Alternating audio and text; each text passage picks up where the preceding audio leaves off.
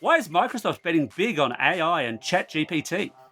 And will the consumer watchdog crack down on dodgy reviews from Aussie influencers?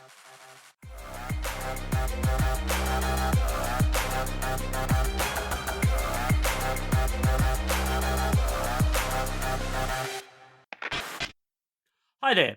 Welcome back to Vertical Hold Behind the Tech News, the award winning tech podcast where we catch up with Australia's leading tech journalists and commentators to dive into the big tech stories of the week. I'm Alex Kidman, back for 2023 and raring to go. And we're getting the band back together. I'm joined by Adam Turner. Hey, Adam, Bill Gates has been in town this week, though he hasn't returned my calls for some reason. He's been talking up his investments in health and energy, including, weirdly, a company looking into cow methane reduction. And there, the jokes really just sort of write themselves. If you had the opportunity to ask Billy a single question right now, what would it be? I think it's one clear question. Are you ready to apologise for Windows ME? I don't think he's ready to apologise for Microsoft Bob yet, Adam. So Windows ME is like just down the track from I'm that. waiting for my apology. We're also joined in the virtual Vertical Hold studios once again by the Consumer Policy Research Centre's CEO, Erin Turner. Hello, thanks for having me. So, Erin, Microsoft's got, let's call it, quite the track record in consumer land. What piercing question would you put to Mr. Gates if the opportunity arose? Look, as someone who works for an underfunded not-for-profit, I'd want to know what he's doing to support genuinely independent consumer advocacy with his foundation. And is he looking for somewhere to splash some cash? Yes. Actually, I have to be honest, like we could never take money from Microsoft, but it's really interesting because he's transformed from this, tech guru to someone who plays in a lot of different discussions and places now. Like he's talking about cow farts in Australia, which are just I did not see that coming. I don't think any of us did, although you're right, he is using his money to influence, and influence is, in fact, why we've got Erin on the show this week, because she's here to talk influencers with us, specifically because Adam and I both look great in bikinis. No, wait. I've mixed up my notes there. It's because the ACCC, that's right, it's because the ACCC is starting to look into the activities of influencers and specifically how they disclose sponsorships in things like online reviews. But first, we must dive back, in fact, to Bill Gates' company, Microsoft, as it happens, with the tech giant investing heavily in OpenAI, the makers of ChatGPT. We caught up with veteran tech journo David Braue to talk all things AI. So, David, ChatGPT is the talk of the town at the moment, but exactly what is it and why would Microsoft be interested in it? Well, ChatGPT is an AI that's been developed. Now it's actually it's an interface which is like a chat interface for an underlying engine called GPT-3, which was developed by OpenAI. They've been working for a fair while to teach the system how to understand natural language inputs and also to respond in a very natural way. And it's almost a bit freaky how good it is at forming sentences and producing really long form content that in ways that really hasn't been seen before. So ChatGPT is one interface into this AI engine, which has really seized the global consciousness pretty quickly this year. When we say AI, are we talking like smart, aware, Jarvis kind of AI, or is it just it knows a lot of stuff and is good at parodying back and sounding real? Well, it's I'm not sure if it's the HAL 9000 quite yet, but it is it's basically been trained on a massive amount of stuff. My understanding is that they've fed it the whole of Wikipedia, which is problematic in itself. That'd be enough to send anyone mad. I'm just going to go edit a few pages and so it's already change some of the sexist and facts racist, and yeah, right. That's right. Well, like all good tech, it's got to learn, right? Yeah. So it's been trained on quite a lot of information that's out there. No one's entirely sure, I think, exactly what's in there, but that seems to be one of the basic things. They kind of stuffed anything they could find into this engine and let it do its thing. It has sifted through, and I think the interesting thing about it is it's developed a way to extract quite a lot of semantic cues from the content and then use those to develop a lot of correlations between what's there and what people want. It seems almost preternaturally aware of its context, and so you can have some pretty impressive conversations with it. It's also And not only good for talking to, but you could ask it, for example, to write 1,000-word story about why is ChatGPT important, or anything else that you particularly want to. And it's freakishly good at doing that.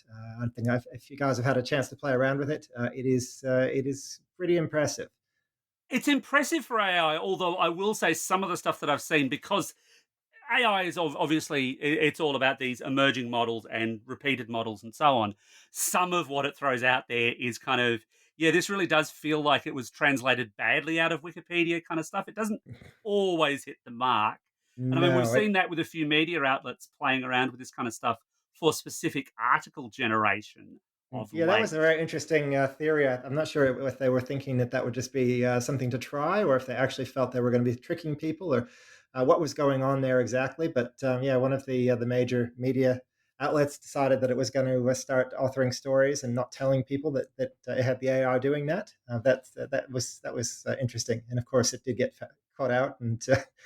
Had to eat a bit of humble pie around that one, but it's interesting to see just the range of uses that people are putting this platform to. I mean, it theoretically could put us all out of jobs, except that it's just not good enough to do that. And it's kind of one of those things where it's amazing until suddenly you read something and you go, "Wait a minute, that's not right." Wait, hold on. And there's always a moment, I think, when you're looking at the output where you sort of think, "Hold on," but you have to know the subject matter, I think, for that really to stand out well. And that's where it really falls down. But in terms of the range of things that it can do, it certainly is a big step forward for AI, and it's caught the imagination. So, what's Microsoft's interest in this? Why is it investing so heavily? What's in it for Big MS? Well, I mean, I think, are really looking for a way to own the productivity ecosystem, to own the search ecosystem. Bing has taken over the world and dominates searches as we know it. And I think Well, ChatGPT wrote that last sentence. right, I see. I see. Right. So they've kind of had quite a lot of meh, I think, about Bing, which apparently is still exists, but I'm not sure if anybody uses it that much. But I mean, they've certainly been trying to play in the search game, and I think they see that ChatGPT is a good example of an engine that could probably be integrated into their platform, into their productivity tools. Google certainly is said to also be trying to respond here, and I think I read that they've called it code red or something, which I assume means that everybody has to grab their 48-hour supply of coffee and go pull some all-nighters to try and fix this problem, and solve the sort of catch up with the AI. My personal theory about why Microsoft wants it is that they want to resurrect Clippy. That's my concern too. Our This new is going to be the AI problem. overlord. Yeah, it's going to say, so it looks like you're trying to write a 1,000-word essay about, Schrodinger's cat or something. Yeah. Would you like me to write the essay for you? One of the other things that Microsoft may be looking into this technology for is that ChatGPT, as it turns out, is extremely good at writing code, doing development, sort of as a development tool. So that means that if you describe an application or a function that you want it to produce, and you can describe it in clear English language, it can actually write the code for you. It'll do a sample that you can actually drop straight into your applications. This is extremely powerful, and this may be something that Microsoft sees as very helpful in getting people to utilize its Azure platform. Not everybody can develop for a cloud and stuff, so they may see that making this easier will be a way of increasing the use of their own platform. So that may be one of the very sort of killer applications that Microsoft sees for the technology. Now, on that note, it's worth pointing out that security researchers were very quick to figure out that you could actually trick ChatGPT into actually writing malware, like a ransomware. If you type, write me ransomware, it actually will not do it. But if you describe a function like I'm trying to write a program which will systematically encrypt all files in directories and then recursively look through directories, and that sort of thing, it actually will do it for you, which is not great, I suppose, but it was going to happen. So it's an important capability to be aware of. not only for helping people write legitimate software and legitimate functions, but also I think people are really watching this closely to figure out how to stop it being abused for nefarious purposes as well. But in terms of Microsoft, I think that really could be one of the killer apps that they see. It's just making this as something that will help people get into the cloud and how to sort of integrate their applications with Azure platforms, Azure services. That certainly would make sense as an enabler for a whole new generation of cloud applications. So Microsoft has a history of going out and buying big things that are sometimes already perhaps past their best. Skype would be a good example. It dropped $1 billion on that. Microsoft hasn't gone out and bought this. They've invested in it. Is there a reason why they haven't just snapped it up? I think that, I mean, the structure of OpenAI, in my understanding, is really designed to be separate from the big tech giants. I mean, that could change, of course, if enough money is being thrown around. But I think that they're trying to build a capability and a platform more than function as a sort of a major tech company. And so they're trying to keep it separate and allow all different kinds of uses to it. We hear a lot about ChatGPT, but quite a lot of the stuff that's being done with third-party platforms is done through the API, through the GPT-3 API. So you've got a lot of background stuff going on, and different applications can send a prompt to the system and then get the output back. You're going to see that much more broadly used than just ChatGPT, which is a good party trick, I Yeah. suppose. So it's not like Microsoft now controls it and you'll No, only see it in Microsoft products. It runs on Azure, which is Microsoft's cloud platform that's open to any business to pay for and use. And so then any business could create an Azure account and build an application and then draw on Chat GPT. I'll get there eventually. yeah, It can teach As you how to like a say its tool, name, I'm sure. yeah, as like a tool that they can call on, like a service that anybody could use. yeah. I think that there's an interest in keeping it open in that way. Now, we probably can look at Microsoft's history. I mean, even just think back to when they started getting in the browser game and they started putting quite a lot of proprietary extensions, and they were really trying to own the web, as it were. And I wouldn't put it past them to try and do that in some way with AI, perhaps. Giving Microsoft users access to better models or very specific models that can tweak what the output of the model. It's really anybody's guess where it's going to end up. But I think the really key message here is that the tech giants realize that they have to have a capability in AI, and that the release of this GPT-3 platform really has upped the ante a fair bit. I mean, it's only been out for 2 months now, and it's basically every second story that you see online is talking about ChatGPT. And I mean, anything that catches the imagination in that way is going to be important. And Microsoft definitely recognizes they've got to be in it somewhere. And you see all the other players are scrambling in some pretty significant ways to try and get in that game as well. So the best is yet to come, I think, for this technology. So we see the just finally, David. Actually, we mentioned it being based on the Azure platform. How much of this do you think is a play for Microsoft just to push Azure? Because obviously you've got Amazon and you've got other big cloud players in that space that they jostle with as well. Is this going to be a significant lever for them to say use our stuff, not theirs? It certainly wouldn't hurt. I mean, I guess the question is, Azure platforms are available to other people as well. So I mean, it's not like it's locked in just because it's running on Azure. It's going to be running somewhere, isn't it? Either Azure or AWS or in Google probably. So it has to live somewhere. And I mean, the amount of data that's behind this is there's no way you can manage this on any platform except for the cloud. Whether they can figure out a way to make that work better, maybe they can organize faster response times through the Microsoft platforms because it's all in Azure. I'm not sure. We'll have to see how that plays out, and I'm not sure if they're sure. But clearly they want to get in there and have access to the engineers, to the capabilities that have built this very impressive platform. And it's worth noting as well that this is related to a lot of the AI image generation that was coming out over the course of the past sort of 6 months or so. It's a similarly semantically aware platform that was being used. When you could type in a prompt of a picture of a talking tomato or whatever you want, and it will produce that image for you. It works in similar ways, and it's an offshoot of the same research that we saw those platforms uh, happening. So I think that they really sense that having that natural language ability as well as the image ability, it's all coming together. I think in the productivity platforms of the future, and this is really what we're seeing is the beginning of that, which I'm sure there's going to be some interesting stuff happening over the course of the year. So we talked about how this could, in theory, create Clippy on steroids, but realistically, if you could see Microsoft building it into their own suite of tools, I would assume like Office and maybe Teams, which is the 11th plague of Egypt, in my opinion. Um, how could you see this technology being integrated into those tools? What might it look like to us, the end user?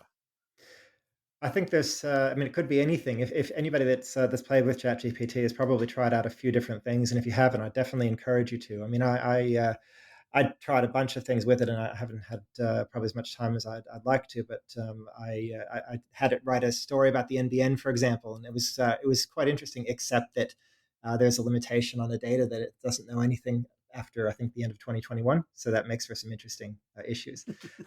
One of the things that it apparently is very good at is translating. So and with pretty good semantic understanding of what it's doing because it has been trained on things other than English. So you could see that built into one of the productivity platforms to have instant translation. Teams, they've been trying to do the instant captioning using AI, so to be able to get an English transcript of what's being said, or I imagine it works in a few other languages, but being able to leverage something which is semantically aware as well as can pick the words out of your meeting. I think that would improve the quality of the translation, and so that's another example of where you might see that being done.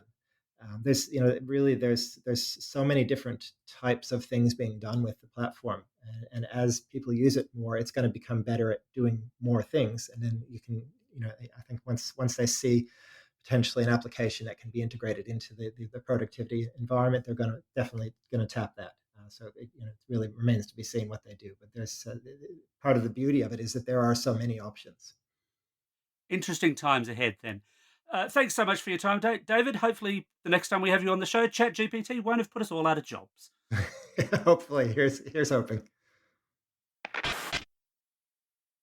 So, Erin, influencers are an interesting category of media personality for all sorts of reasons. But right now, they've drawn the ire, or at least they've drawn the attention of the ACCC. What's the ACCC's concern here? Yeah, it's an interesting one because they want to start a conversation about whether influencers are being upfront and direct about when they're doing sponsored content.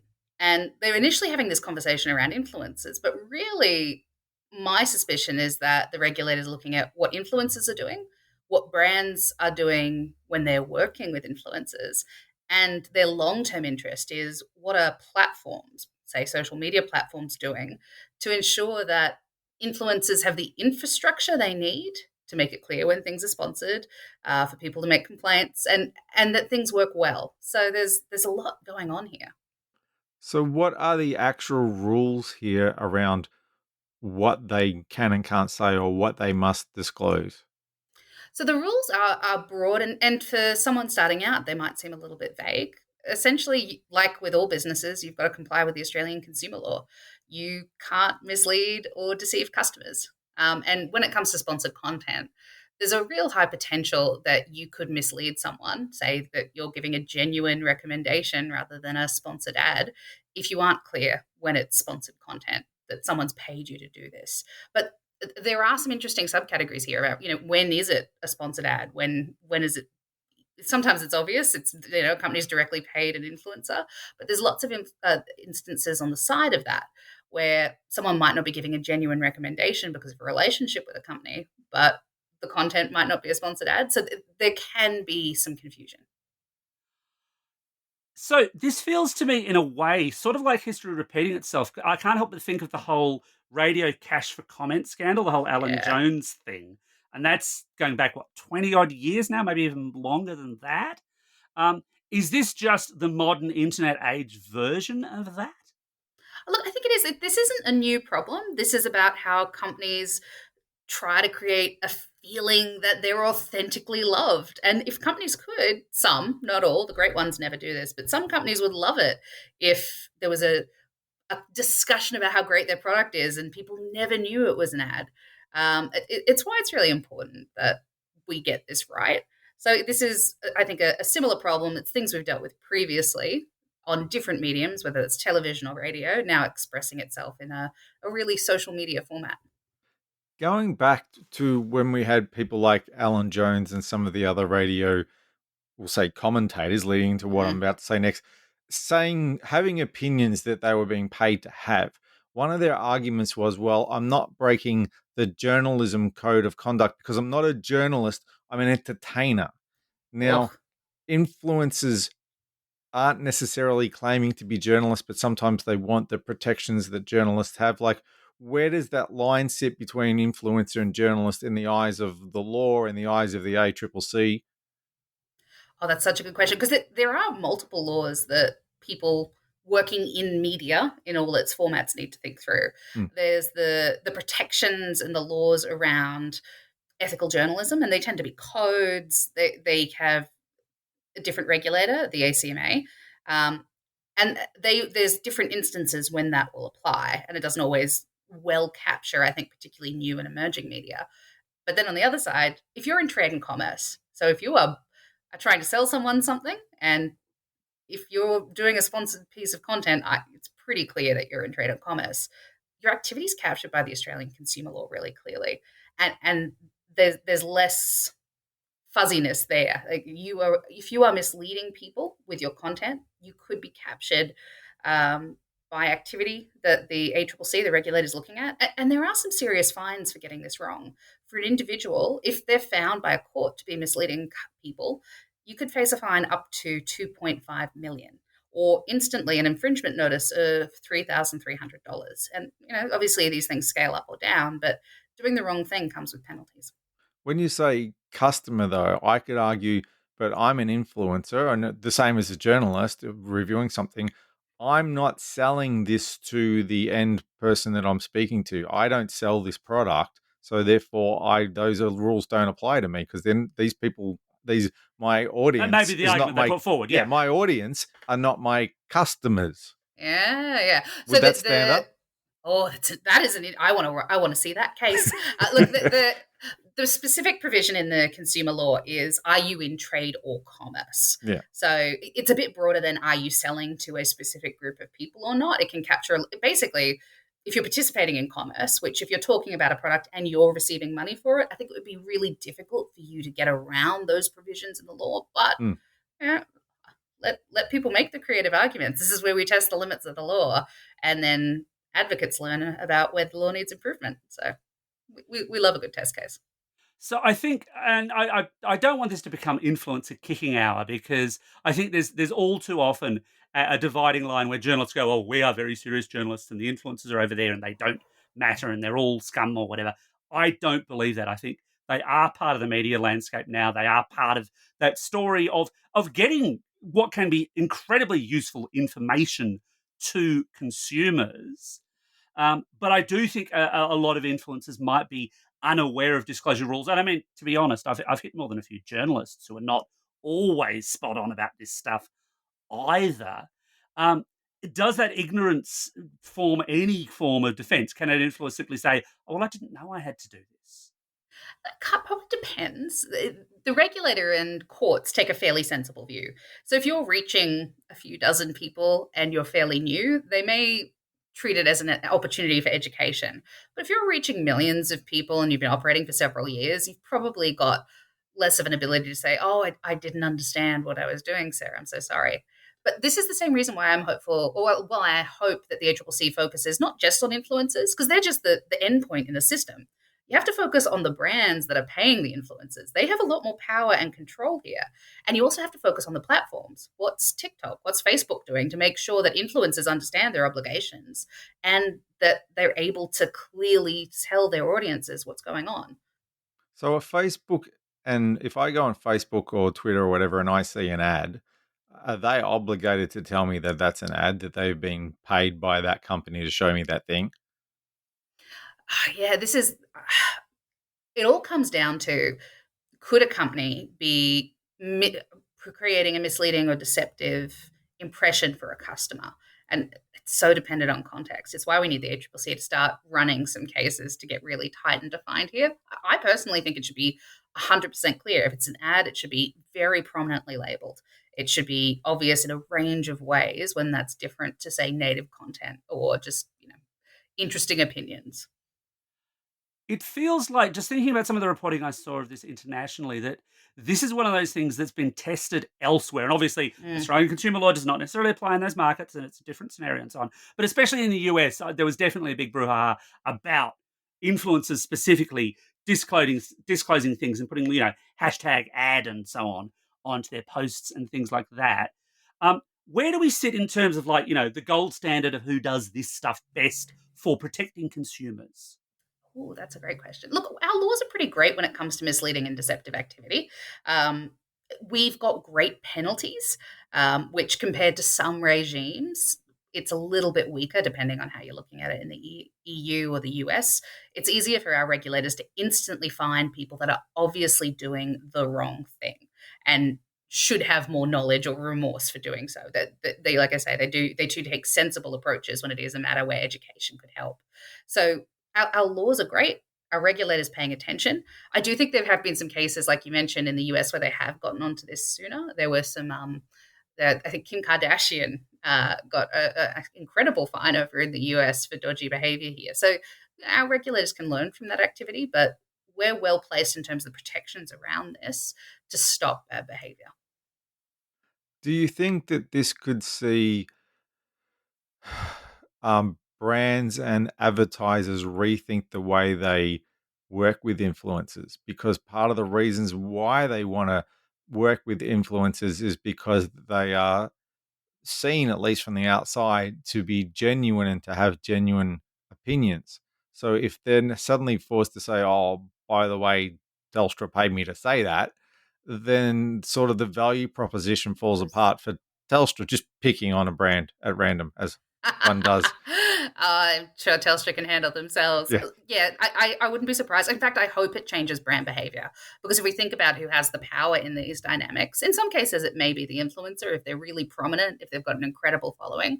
But a lot of influencers are working on a medium to small scale. They don't have the ability to negotiate with a brand in terms of what they want. It should be about these big brands having clear expectations and being really clear with the people they're hiring what they need so that customers aren't misled. And if they find that the advertising approach isn't working for them, if the only way they can get someone to buy their product is by misleading their customers, they need to rethink their business model. So we've talked about sponsorship, and when you say sponsorship, people tend to think, right, that's your brown envelope full of money going to the influencer. Um, Ooh. do the rules and laws differ for things like you can have the review product and keep it, which I'll put my hand up in the air as a journalist and say, this happens to me Happens. not infrequently, not all the time, certainly, but not infrequently. It does not affect my review judgment. I will say that quite happily. Uh, or things like, trips to launches or stuff like that. Are there disclosure rules around those kinds of non-monetary potential inducements? It's a great question, because this is, I think, where rules and regulations around ethical journalism Hmm. interact or have some stronger or clearer guides than, say, the consumer law space. The consumer law space, we've got one big broad rule: don't mislead people. Non-legal language there. So I think there's instances where if you're not clear that you've received some sort of benefit, whether it's monetary or not, you could be potentially giving a misleading impression that could cause consumer harm. That's all. That's all about the consumer law. Have you hurt someone in that action? Then you're potentially at risk of breaching that law. I think, there are guides out there about what people should be doing, and that's much more on the ethical and the journalism side. If you've received something, just say it.